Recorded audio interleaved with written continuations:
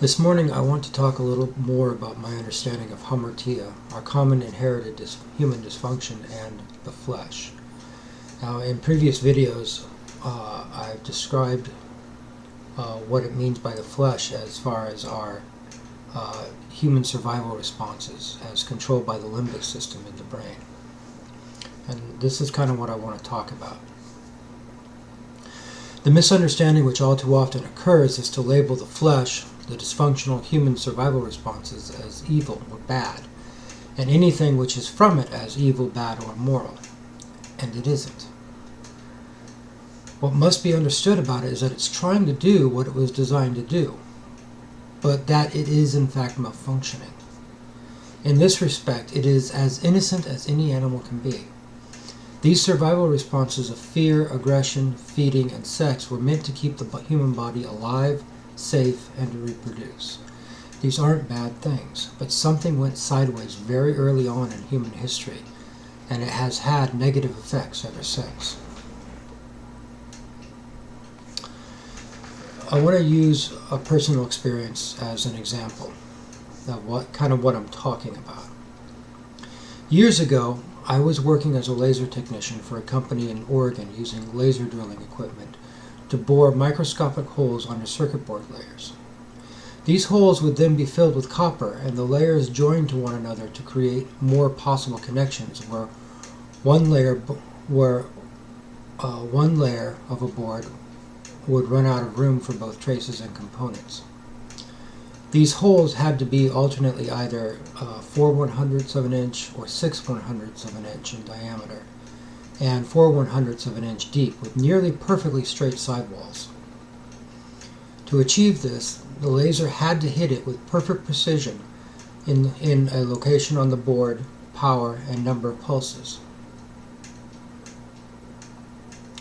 If any of these factors was off by the tiniest amount, the board would be useless.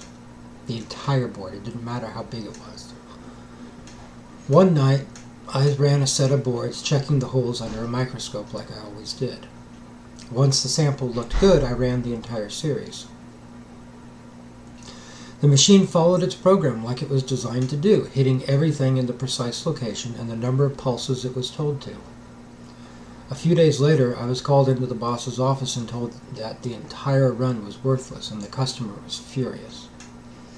It was eventually told to me that there had been a minor power surge in the machine, which had caused the boards to create holes that looked something like an upside-down T. So it kind of did something like this. Well, there was a flaw that I couldn't have seen under the microscope, with the microscopes we had anyway. When they had tried to fill them with copper, they couldn't get the connection. Every board had to be rejected, and I was fired. Was I doing what I was trained to do? Yes. Was the machine following the program it was given? Yes. But because there was a minor fluctuation in the power, every board was rendered flawed and useless by the machine, even though it was technically doing what it was told. The human brain is still innocently like the GS600 laser drill that I was running, trying to follow its original programming, so to speak. The problem is that there is a minor flaw in the parameters. If I'm right, it's the size and structure of the amygdala as it communicates with the hypothalamus.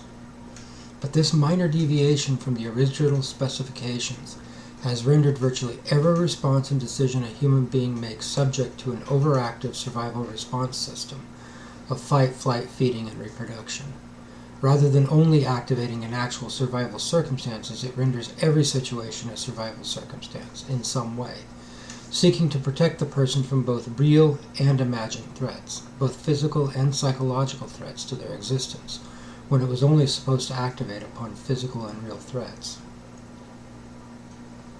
The flesh in this respect is in no way immoral. It is amoral. It is doing what it thinks it is supposed to do, but with disastrous results, like my circuit boards. In dealing with the flesh and in disengaging from it, we need to be aware of this and be compassionate towards it rather than judgmental. Not giving into it, not engaging with it or jumping when it cries out, but just treating it like what it is, a malfunctioning piece of well-meaning equipment.